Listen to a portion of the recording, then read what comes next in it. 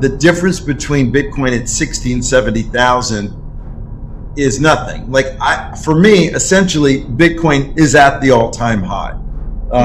Whether it's 10 or 15% lower or higher, it's still, I think we'll be, over the next 6 months, I think we'll be over 100,000 in Bitcoin and probably over around 5,000 in ETH as well. I mean, I think there's a big bull rush coming. Dan Tapiero begins by addressing a significant trend in the U.S. bond market. The yield on the 2-year and 10-year Treasury notes has recently hit new lows, with the 10-year note yielding around 3.7% and the 2-year note at 3.9%. This drop in yields reflects a broad-based slowdown in the global economy.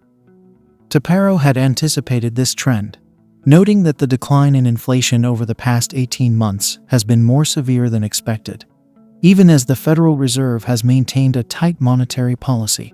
To Tapiero's surprise, the Fed raised rates from near 0 to 5% much faster than he expected, something he describes as somewhat unwarranted. However, he acknowledges that economic growth has remained stronger than anticipated, although recent data suggests a significant slowdown is underway. For instance, unemployment numbers have been weaker than expected, and most economic indicators in the past 2 to 3 months have shown signs of deceleration. The notable exception is the housing market, which has shown some resilience. Please take a little time to like this video, subscribe to the channel, and turn on post notifications for more videos like this. You can also check out our other videos on cryptocurrencies and the overall digital asset space and drop your comments and observations in the comment section below. Everything you do helps with the YouTube algorithm and immensely contributes to the channel's growth. Thanks and enjoy the video. The 2-year and the 10-year notes in the US have dropped down to new lows in yield. The 10-year, I think, in the 370s now, and the 2-year 390. This is a trend that I'd been anticipating for quite a while. The drop in inflation that we've had over the last 18 months has been pretty severe, and the Fed has maintained a much tighter than expected policy, at least by me. To be fair, I did not expect them to raise from 0 to 5% as quickly as they did. Frankly, I thought it was a bit unwarranted, but growth stayed stronger than one might have expected. And now I think we're seeing a pretty severe slowdown. And so the unemployment numbers last time around were weaker than expected. And, every bit of data for the past 2-3 months has more or less slowed down, except for maybe the housing data, which has just picked up a little bit in the US. In Europe has been weak. The Swedish central bank, in fact, just cut rates. The UK is cutting. And most concerningly, I guess, is China. I mean, China's economy has been very soft over the past year, and rates there are back down to 2%. So I start with this picture of where is the macro economy going. I think we're slowing, not a recession or a panic necessarily, but and I think that's going to be, and it has been bullish for gold. Gold just made an all-time high, last week, and I think people in the new world, in the crypto digital world, the world that I'm in, they ignore some of these traditional market prices. But gold making an all-time high is a sign of liquidity coming, and also the dollar, I think, has begun its bear market. The euro yesterday hit 111. That was the highest level in some time, and I think it's going to continue. And so over the next 2, 3, 4 months, as I look out, I'm very bullish on Bitcoin and Ethereum. Those to me are the core assets of the digital asset ecosystem broadly, as I'd call it. The other cryptocurrencies to me are more venture projects. I think Solana probably is the one cryptocurrency that's maybe moving towards becoming a core asset. But I look at that broad background of the traditional macro, and I think it's very supportive for core crypto. But if you look beyond just the core assets, you see that the level of usage and interaction with blockchains has really exploded in the last 6 months. Part of that is attributable to the ETH and Bitcoin ETFs that have brought new people into the ecosystem. Part of it is a result of Coinbase's L2 base, which has onboarded a lot of people into DeFi. You have new things like DPEN and RWAs, which are small but are taking off. And of course, the stablecoin business has been extremely strong. The difference between Bitcoin at 60 and 70,000 is nothing. For me, essentially, Bitcoin is at the all-time high. Whether it's 10 or 15% lower or higher, it's still, I think we'll be, over the next 6 months, I think we'll be over 100,000 in Bitcoin and probably over around 5,000 in ETH as well. I mean, I think there's a big bull rush coming.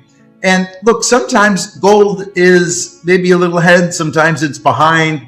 I think because Bitcoin is broadly speaking more of an emerging asset, at least versus gold, which is 5,000 years old, it tends to be more, there's more gamma there. It moves more quickly. And I think the upside, of course, in Bitcoin and ETH is much greater, but both are a reflection of global liquidity trends. And so when liquidity is plentiful, which I think the markets are beginning to sense that it's going to become, these liquidity assets move. What I would say more importantly is that with or without, or regardless as to where the short interest rate is, the Federal Reserve short interest rate, the activity in the on-chain world is up at least over 100% in the last 6 months. And that's with the rates having stayed to the same place. And I keep saying to people, look, when the interest rate was zero, Bitcoin was around 65,000, the peak in 21. Rates went to 5%, they're still there, and Bitcoin is now at the same price. When that short rate goes from 5 down to 2.5 or 3, Bitcoin should easily double just on that. Forget about all of the myriad wonderful developments going on chain and in this space, all the innovation. Forget about all of that. If you just look at that one measure, I think there's cause for being super bullish right here. Tapiero also underscores the importance of understanding the global nature of cryptocurrency adoption. For instance, while Europe may not move the needle in terms of growth rates like China or the US, it has a robust cryptocurrency market. He shares a surprising insight that Kraken, a major cryptocurrency exchange, holds a 60% market share in Europe, making the European crypto market larger than the US in volume terms. Similarly, he highlights substantial growth in Asia and Brazil, reinforcing that cryptocurrency is a global phenomenon. In Tapiero's view, cryptocurrency represents the biggest global macro trade of all time. Unlike traditional currencies, which are limited to about 15 major options globally, cryptocurrencies enable people worldwide, across all socioeconomic strata, to participate in a new financial ecosystem. This decentralized nature makes cryptocurrency unique and revolutionary.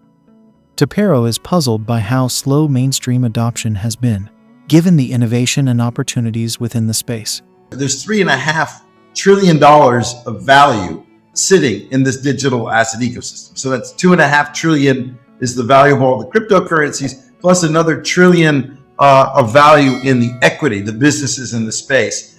And so the macro at this stage, and I think for this next stage, is important.